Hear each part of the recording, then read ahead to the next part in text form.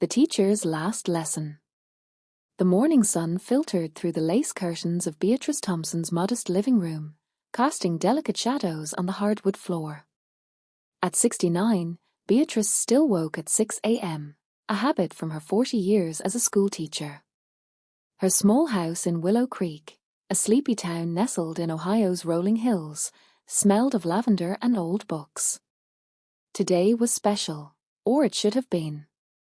It was the 10th anniversary of her retirement from Willow Creek Elementary, a milestone she'd once imagined celebrating with her daughter, Laura, and her grandchildren.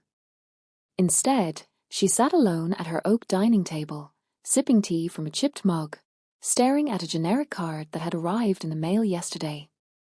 The card's cover featured a pastel bouquet, but inside, the words were cold: "A happy retirement anniversary, Mom. We found this place that might suit you now that you're slowing down. Love, Laura and Tom."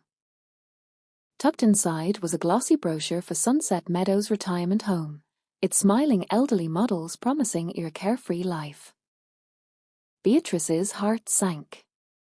Her own daughter, Laura, and son-in-law, Tom, had reduced her to a problem to be solved, a box to be checked. No visit, no phone call, just a brochure suggesting she'd outlived her usefulness. Beatrice set the card down, her hands trembling. She wasn't frail. She wasn't a slowing down. Every afternoon, she tutored neighborhood kids in her living room, helping them with math or reading, free of charge. She'd taught Laura's children, Emma and Noah, to read before they started kindergarten, spending hours crafting stories to spark their imaginations. Yet Laura and Tom barely acknowledged her efforts. "You're too old to keep up with the kids," Laura had said last month, cancelling a planned Sunday dinner. "We don't want you overexerting yourself, Mom." The words stung, but the brochure burned. Beatrice pushed back her chair and stood, her knees creaking but her resolve firm. She crossed the room to a bookshelf lined with worn novels and teaching manuals. Behind them, hidden in a dusty corner, was a leather-bound journal she hadn't touched in years. She pulled it out, its pages yellowed but familiar, and opened it to a sketch of a book cover she'd drawn decades ago, the Starlight Tales, a collection of children's stories inspired by her students' dreams and fears. She'd started it in her 30s, when teaching felt like a calling, but life, raising Laura alone after her husband's death, paying bills, keeping the family afloat, had buried it. Beatrice traced the faded pencil lines. Each story in the journal was a piece of her heart, written for children who'd confided in her about absent parents, secret wishes, or fears of the dark. She'd promised herself she'd publish it someday, but Laura's needs always came first.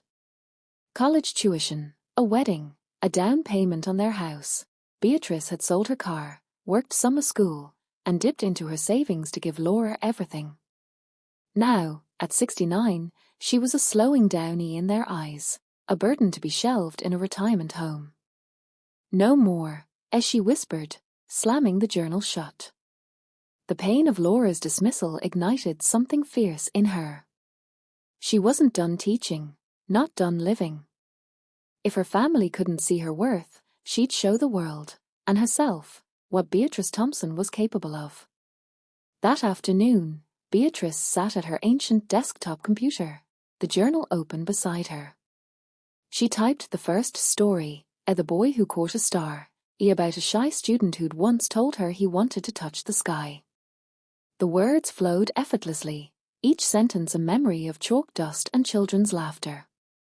By midnight, she transcribed 3 stories, her fingers aching but her spirit alive. She didn't stop there. Over the next week, she poured her soul into finishing the Starlight Tales, weaving in lessons of courage, kindness, and self-belief. She illustrated the stories herself, her shaky sketches capturing the whimsy of her imagination. Publishing wasn't easy. Beatrice spent hours researching online, her glasses slipping down her nose as she navigated self-publishing platforms. She used $2,000 from her savings, Money she'd set aside for Laura's next emergency, to hire an editor and a cover designer. When the proof copy arrived, she held it like a newborn, tears streaming down her face. The cover, a vibrant night sky with a child reaching for a glowing star, was everything she'd dreamed. But before she could share it, she needed to confront the wound that had pushed her here. Beatrice sat at her dining table, pen in hand, and wrote a letter to Laura and Tom. Her words were steady, unflinching, "Dear Laura and Tom. By the time you read this, my book, The Starlight Tales, will be published. It's a dream I buried to raise you, Laura, and to support your family. I gave you everything, my time, my money, my heart, because I believed that's what mothers do. But your card and that brochure showed me how little you value me. You see me as a burden, not a mother, not a teacher, not a woman with dreams of her own. I'm not moving to Sunset Meadows. I'm moving forward. My book is for the children who still believe in magic, and for the woman I forgot I was. If you want to know me, read it. If you want to love me, show it, not with words, but with actions. Your mother, Beatrice."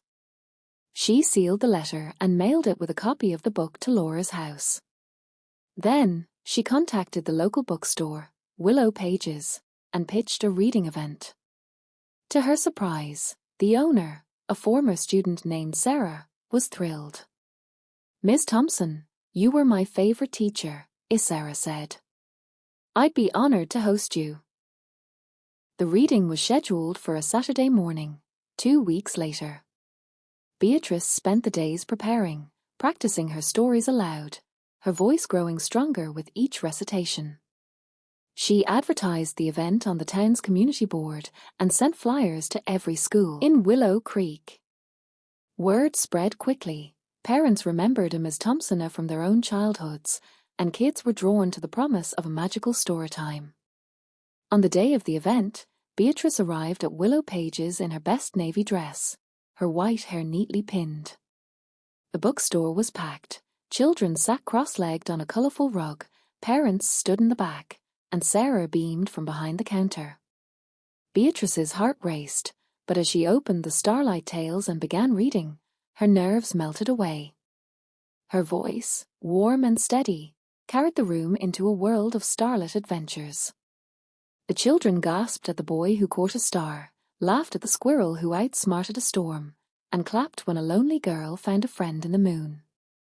When she finished, the room erupted in applause. A little girl with pigtails ran up, hugging Beatrice's knees. "Miss Thompson, will you write more stories?" Beatrice knelt, smiling. "As long as there are stars in the sky, sweetheart." Sarah approached, her eyes shining. "Miss Thompson, I've already sold 20 copies, and we just opened. A publisher from Cleveland is here. She wants to talk to you about distribution." Beatrice's breath caught. A publisher? She'd only hoped to share her stories locally, but this was beyond her wildest dreams. As the crowd dispersed, Beatrice noticed 2 familiar faces in the doorway, Laura and Emma, her 8-year-old granddaughter. Laura's eyes were red, her hands clutching a copy of the Starlight Tales. Emma ran to Beatrice, throwing her arms around her. "Grandma, your book is so cool. I want to be like the girl who talks to the moon." Beatrice hugged her tightly, then looked at Laura, who approached slowly. "Mom, I read your letter. And the book." Her voice broke. "I didn't realize how much we hurt you. I'm so sorry." Beatrice's throat tightened, but she stood tall. "Laura, I love you, but love isn't just words. It's respect. It's time.